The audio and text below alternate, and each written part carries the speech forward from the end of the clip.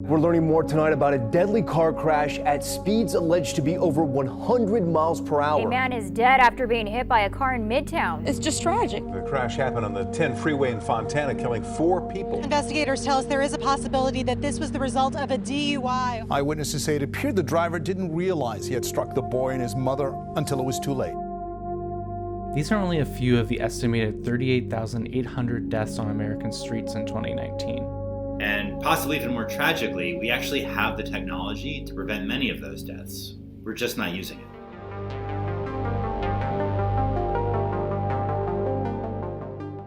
This is David Zipper. He's a visiting fellow at the Harvard Kennedy School and first wrote about this technology for CityLab.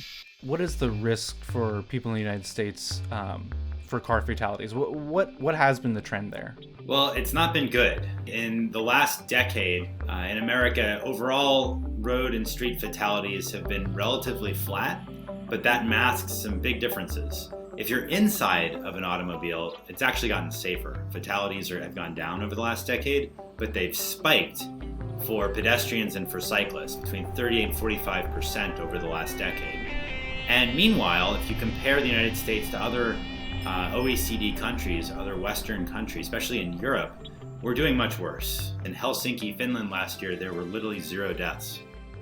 And those risks are not spread out evenly. In fact, those most likely to be killed as a cyclist or a pedestrian, they tend to be minorities, they tend to be elderly, they often are low income. So this is actually an equity issue as much as a safety one. Many city governments have worked hard to address these issues, adopting safer street initiatives around improving crosswalks and lowering speed limits, but those measures can only go so far. The reality is, when 2 tons of glass, metal, and plastic hit 150 pounds of flesh and bone, it's the human who's going to lose every single time. This is another David Friedman, and he's the Vice President for Advocacy at Consumer Reports. One of the things we just did recently was we put out a report that pointed out that we could actually cut the roadway fatalities in half with technologies that are already out there today. Well, let's talk about speed. In a big country like the United States, speed sells, people like it, and car companies play off of those sorts of ideas that an automobile lets you go quickly and independently.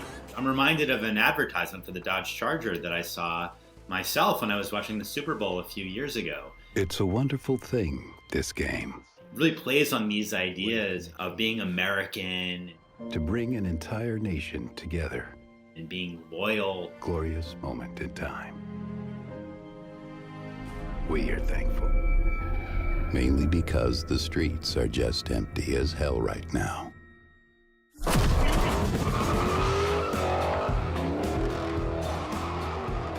It was really striking to me, and I think it is very revealing about how automobiles sell this concept of speed, urban speed in particular, through their products.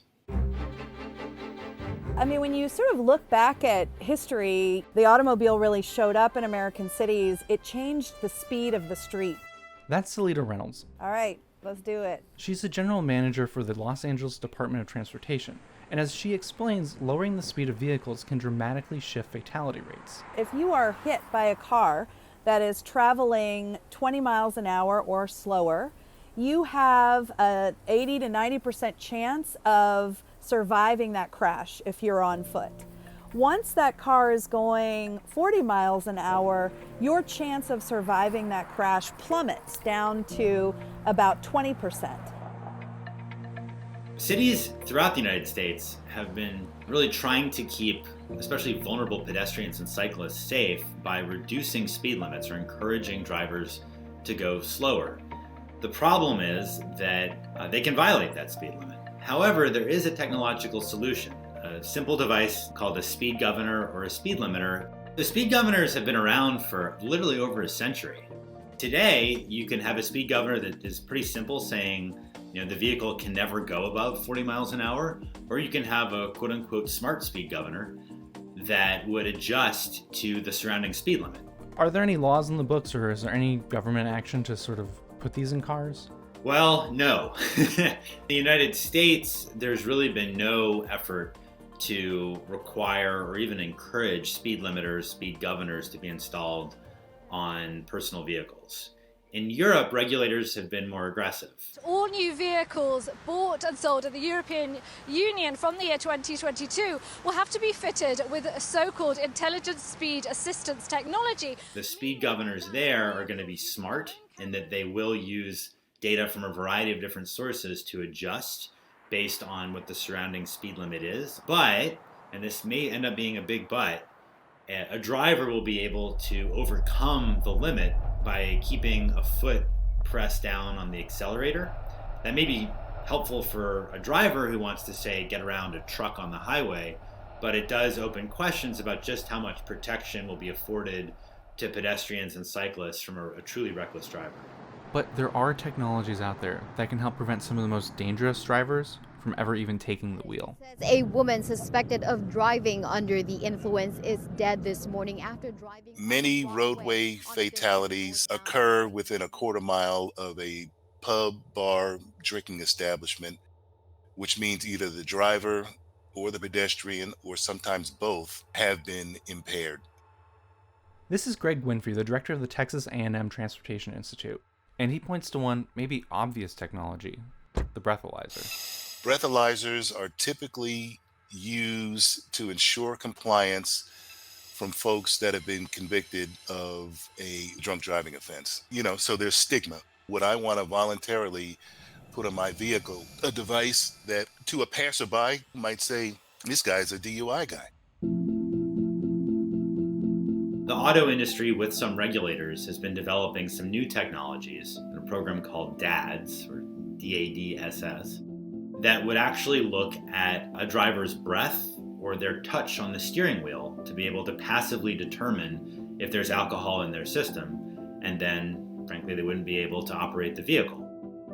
That technology is still a few years away, but there's other types of technology being developed as well that have a similar goal. These technologies fall into what are known as driver monitoring systems, and they can detect more than just drunk drivers. Some of them can keep an eye on your eyes and figure out whether or not you've got your eyes on the road, and or whether or not you're doing proper scanning, so that it knows that you're consciously engaged in the driving task.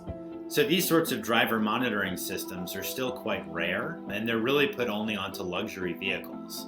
So the vast majority of vehicles sold today and for the foreseeable future aren't going to have them.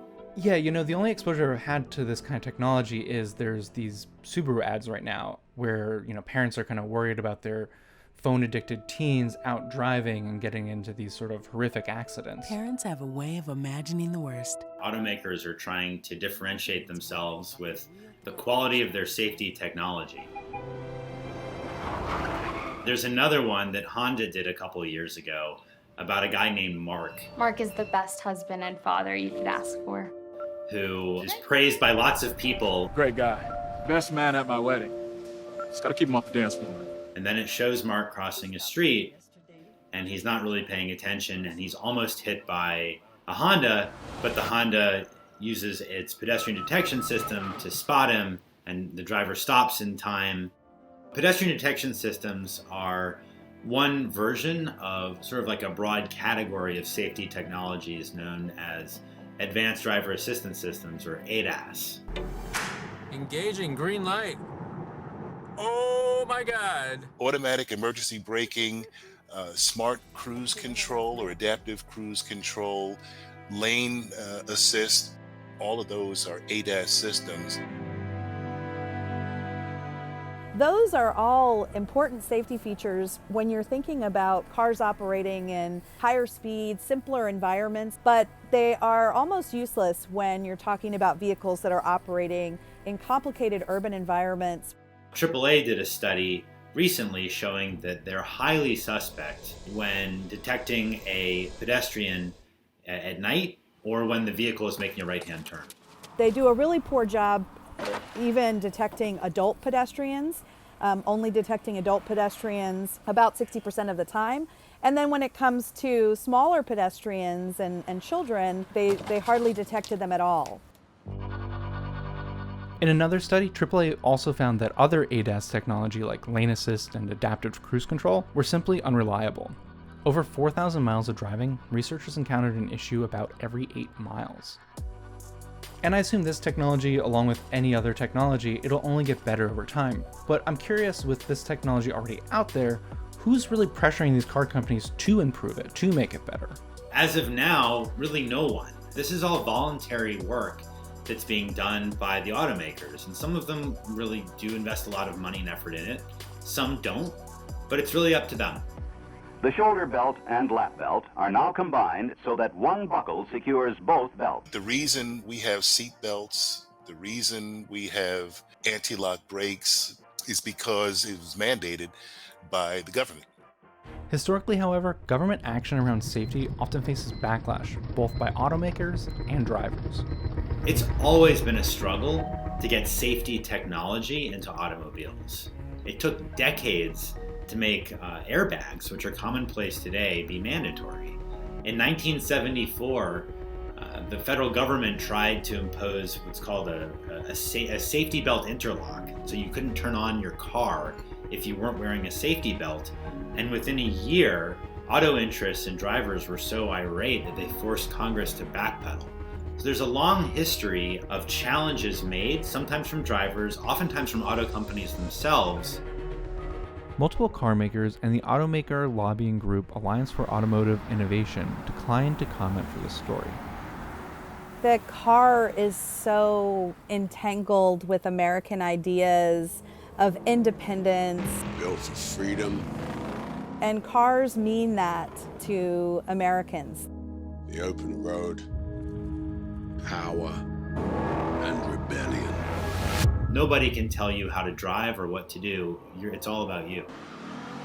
And that, I think, leads to a real resistance among many people for any sort of technology that it comes across as potentially limiting their freedom, even if it actually enhances substantially the safety of other people in society. You would not accept 299 737s, which is crashing on an annual basis. One plane crashing with that level of souls on it is not lost on society. But for some reason in the US, we don't pay attention to 38,000 road fatalities, that it's not the hue and cry that it should be. We're two things in America. We're a car culture. We love our cars and we love our tech. People love technology at the end of the day, right? So the challenge isn't the engineering. The challenge is the political will of getting these technologies on every car so that we could take on the nearly 40,000 lives lost every year and cut that about in half.